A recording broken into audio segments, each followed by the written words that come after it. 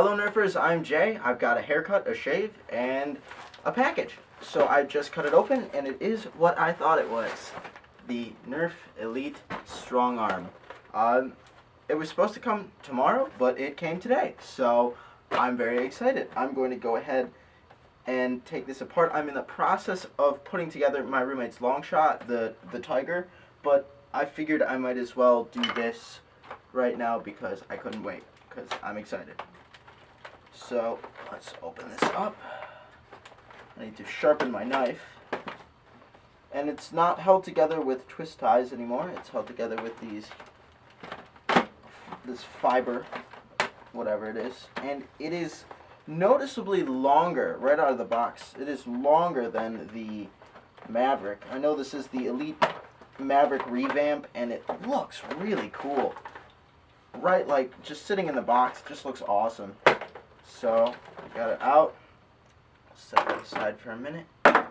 And just holding it, it feels different, but not bad. It's really interesting. The trigger doesn't rotate the barrel, so let's see. It's got a full barrel drop. The barrel rotates freely, which is very nice. It has a priming indicator on the back here. It turns all orange. And it looks like you can fire it with the priming mechanism back, which is interesting. I'm going to be taking this apart and showing it to you later because I want to see what I can do as far as mods go. What I noticed right away as far as the turret goes, there are no air restrictors in the turrets. It's just the peg, which is very nice, which means that there's only one air restrictor, and it's right in here. Also, I was watching Lord Draconical's video of this, and I don't know if you can see it, but when you press the trigger, the air release port right here where the air restrictor is shoots forward and creates a perfect seal, and it's got felt on it, and the mechanism is really cool. However, there are some interesting safeties that I saw. I believe it still lets it go down. I'm not sure. I'm gonna have to play around with it a little bit, but I'm impressed. I'm just gonna grab a Maverick real quick to show you the difference between the two size-wise. So the profile is a little bit smaller, which is really nice. It's very streamlined, and the trigger pull is very nice on this. I love it already. It's got a tactical rail on the front as opposed to on the priming mechanism, which is really annoying. You can't really prime the Maverick, with anything. If you have anything on there, you can't really prime it. So, the rotating mechanism is different. There's a return spring inside the Maverick which pulls it forward. It kind of works how it's got the same mechanism that the clicky pens have. So that's kind of how it works. The prime is incredibly smooth. The firing is very nice. I'm going to go ahead and take the darts out of the package and show you how those work. I'm going to be pretty violent here. There's no way I'm returning this. No. I got it for like 25 bucks, free shipping. It was fantastic. So I'm really excited. It comes with 6 Elite darts, as I figured it would. They're all... I'm not sure what code they are yet. We will open them up and see. Let's see. They are K code, so they're not as rigid as the W code. And let's see. With the Maverick, you can actually load one with the turret still in. With this, it doesn't seem like you can do that as much just because of how it's set up. But it fits Elite darts very nicely. Nerf really delivered on this. They knew that modders wanted full barrel drops, so that's what they did with their Maverick. So they thought they'd jump the gun, no pun intended, and do it for you. So that takes care of that. This is pretty much just a really modified Maverick, but the design of it so far has been really, really very ingenious. I'm pretty impressed with it. So priming it's nice. This is going to be my new sidearm for sure. I don't know what I'm going to do with my Mavericks, just probably use them for integrations. But firing firing is fantastic. My God. I could almost believe that this would actually get 75 feet. And as you can see, the difference is that the barrel is already perfectly in line with the air release hole. The air release hole. So you're getting a perfect seal as soon as those two, connect. It's really a good design, and I'm really impressed with it. The prime is just incredible. The interesting thing is that you can't deprime it with holding the priming mech, so that's interesting. Or maybe you can, huh? Okay. Maybe it's selective as far as that goes. The barrel doesn't drop as easily. It goes in easily, which is nice. It feels really good in your hand. The grip is a little bit wider this way, but it's very comfortable. So I'm going to go ahead and put this back together and then take this apart and show you what it looks like, because I want to see how this works, because I'm not entirely certain. It's interesting, it also has iron sights, which I'm not really sure if actually they're pretty accurate. So wow, this is really a cool gun. I'm impressed with it. So I'm going to go ahead and put this back together, take this apart. This will be in a separate video, but you can check that out here. So yeah, I'm excited. So one thing I forgot to mention as I was unboxing this is the fact that this little thing has Slamfire. That's right. This has a similar feature to that of the Alpha Trooper or the Raider or the Rampage or all these huge size blasters, and all you have to do is hold down the trigger and prime it back, and it fires as soon as you prime it back. And that is really awesome. I mean, you could get off 6 rounds and as fast as you can go back and forth. So this is really a very versatile blaster. Like, you can do so much with this. So I cannot wait to take this apart and make it even more powerful.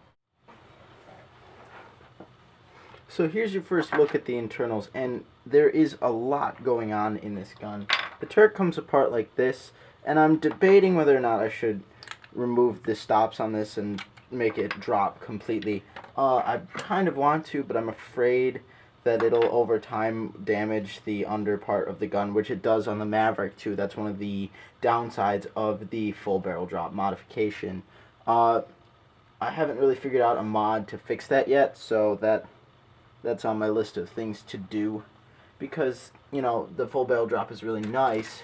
However, it can damage the shell of the gun after a while. But that's a risk you have to take. I'm trying to find my Phillips head screwdriver at the moment, and I cannot seem to do that for some reason. Getting this open, because it's on the floor. Okay. Getting this open was not really challenging, but it wasn't the easiest thing. It took a bit of prying. So when you're opening this, be careful with the shell. This is going to pop out, and it seems like it's going to be a pain in the butt to put back in. It's the priming indicator, as well as the catch. It catches on this part right here, and this is a real interesting mechanism. It catches on this little hook part right here, and I'm going to go ahead and unscrew the trigger. And there really is a lot going on in this gun. However,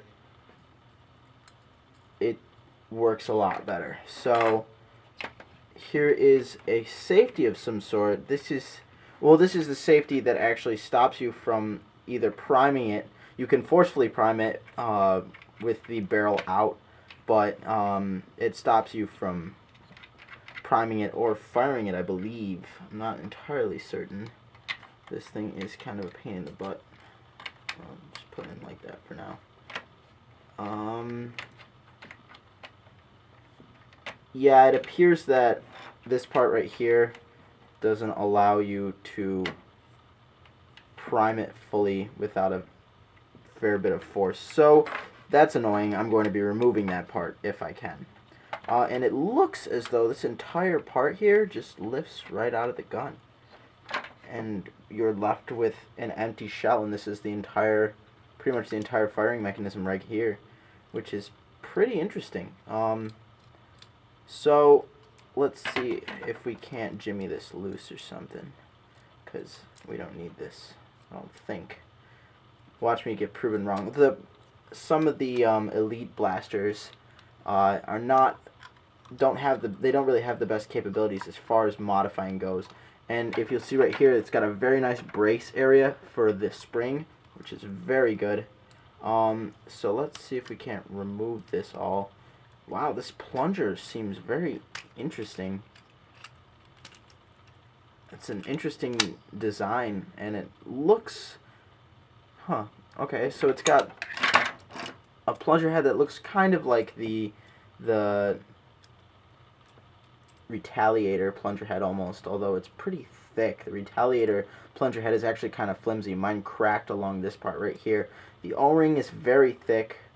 This is a very sturdy plunger head, and this whole part moves, and that's, I believe, that's what makes this part so interesting, is this, it catches on this. Instead of you having a rod in the Maverick, you have this little part that catches, and when it clicks, it kind of clicks up and over, and then this can slide back without a problem, which is really nice, because the thing that failed the most on the Maverick was the priming bar. The little metal bar would bend after repeated impacts, so this is a vast improvement, I think. However, there are a lot of moving parts in here that I think might be susceptible to damage after time, but it still is a vast improvement over the Maverick firing system. So I'm pretty impressed with this.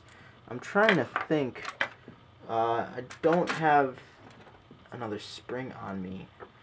I'm not sure. It seems a little larger than the Maverick spring, because I have a 6 kilogram spring that I could replace it with potentially. However, I don't think that's going to be the case. If you want to take a look inside here, and there is the air restrictor right in here, and it's right there, right in front of you. And I'm pretty sure that you can take it out. I don't see why not. And I'm really tempted to, but I don't know. I really hope that doesn't change the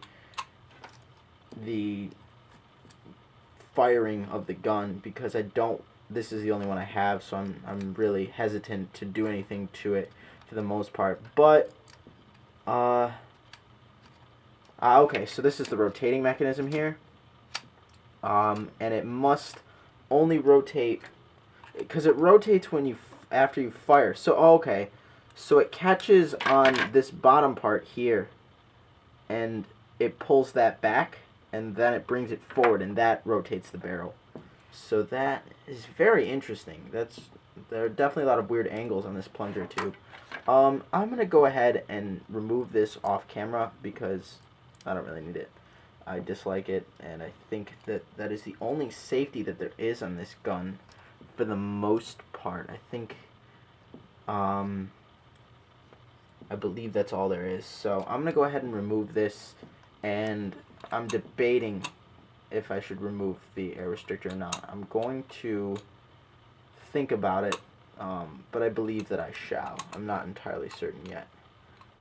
Okay guys, so one other thing I wanted to address real quick is that this turret comes apart very easily. It's only splits into 2 parts, well 3 parts if you want to count the center peg, which is much simpler than the Maverick. It doesn't require any yanking or anything. It just comes right out, and it's held in. This part is held in by 2 screws, which are in there. And I wanted to address a problem that I noticed some other people having on their reviews of the Strongarm, and that was that it won't fit regular streamlines, which could be a problem. I mean, Elite darts are pretty expensive, right? I mean, it comes with 6, but you lose them in like 2 minutes. So what I'm going to do is probably come in with my Dremel tool or something and cut these down quite a bit. I'm not going to remove all of them, because I don't want to change anything that, you know, it could be with the firing mechanism. I don't want to screw anything up with that, and I have to remove the safety on this. And I think that's pretty much all that you can do for right now, at least. I don't want to mess with anything that could screw up the timing of the blaster. So sometimes you have to wonder, how much difference does a little tiny air hole make? Well, here's the difference. I'm pushing down with that much force, and now I'm going to cover the air hole. That's the same amount of force. Now that's a lot of difference. It's a lot of air that's being wasted by that air release hole. So I'm thinking what I'm either going to do is I'm either going to use some hot glue to cover it up, or just use some super glue if I can find it. It's right here. I think that should work just fine. Hope I'm not mistaken in that regard.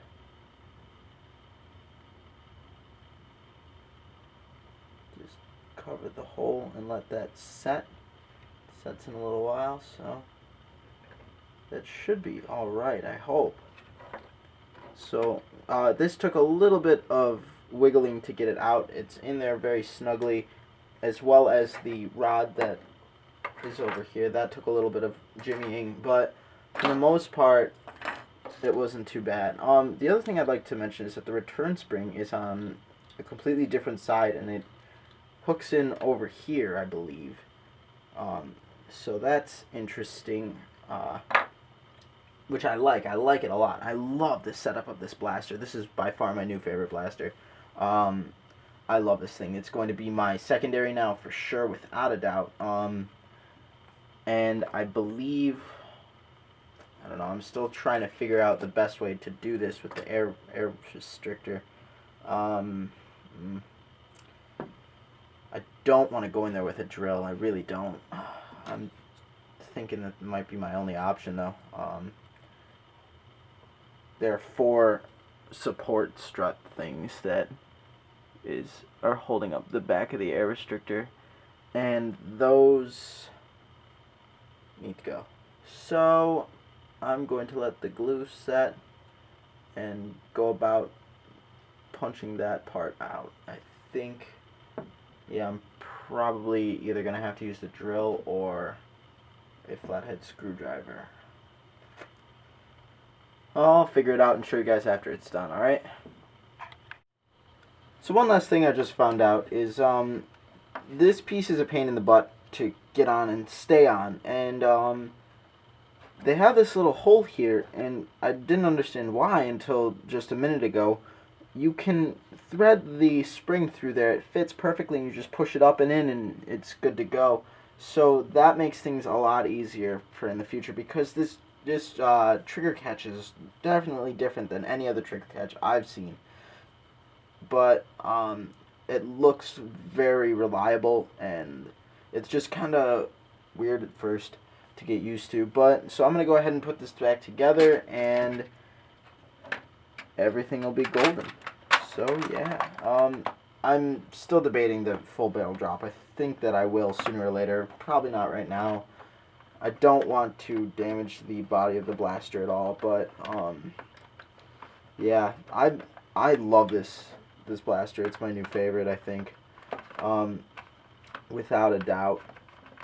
There will be some increased power because I've blocked the air release hole, but I did not take out the air restrictor, and I think that was a good choice on my part, because if I had, I believe that I would not have been able to use the gun, because it would not have created that seal that happens when it pushes forward, and that's kind of important for the functionality of the blaster. This is a very, well, now it's going to be very versatile because it can use regular streamlines now, which is important if you're like me and a starving college student who doesn't have that much money. Elites can be very expensive, and they're not entirely necessary if you remove some of the pegs in here. So there you have it. I'm going to put it back together completely and fire it some more. Okay, so here is the strong arm all put back together. I'm missing a few Elite darts, but I'm very impressed with how it fires. You can now prime it with the barrel open without a problem. You can fire it with the barrel open which I wouldn't really recommend. I love how the barrel turns. It's fantastic. The only things I really did to mod it are I removed the majority of the peg, each peg in each barrel, and I plugged the air release hole. I'm probably going to do full barrel drop sooner or later.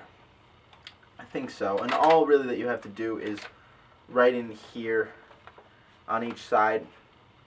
It's the same with the Maverick. They're just pieces of plastic that you have to Dremel out or saw off if you don't have a Dremel, which I didn't for a while. So this is the Strongarm. Pros, it is now very versatile. It can take Elites, it can take Streamlines. We're going to load in a few Streamlines right now, actually, just to show you that it can now hold Streamlines all the way down. There's no problem with the pegs because the pegs are no longer there. The interesting thing is when you are firing it with the barrel closed, but there's nothing in the barrel, the rotation time is slower because it's taking longer for that plunger head to go all the way forward, which is how it actually rotates now. But you don't notice it when you're firing because you have the tooth in the back here, which is the air restrictor, which is pushed back, so the air is going out much quicker than if the dart were not in there. So I'm going to fire it off, and I'm going to slam fire these two, and I just got hit by a Streamline, which works very well. So I'm Jay. I'm very impressed with this blaster. Its pros are that it is very streamlined, very versatile now. It's very powerful right out of the box. You don't need to do that much to mod it. It has 2 clip areas for a bandolier. It has a priming indicator. It is very easy to use. It has Slamfire. Its cons, there aren't that many. The button on here is hard to use at first, and that's about it. I have no qualms with this blaster. This is really a fantastic Nerf gun. Nerf really, they knew what the Nerfers wanted, and they delivered. So, I'm Jay. If you like what you see, please subscribe. Remember, modding can potentially damage the internals of the gun, so do so at your own risk. If you like what you see, please subscribe. I've got more videos on the way, and yeah, stay awesome.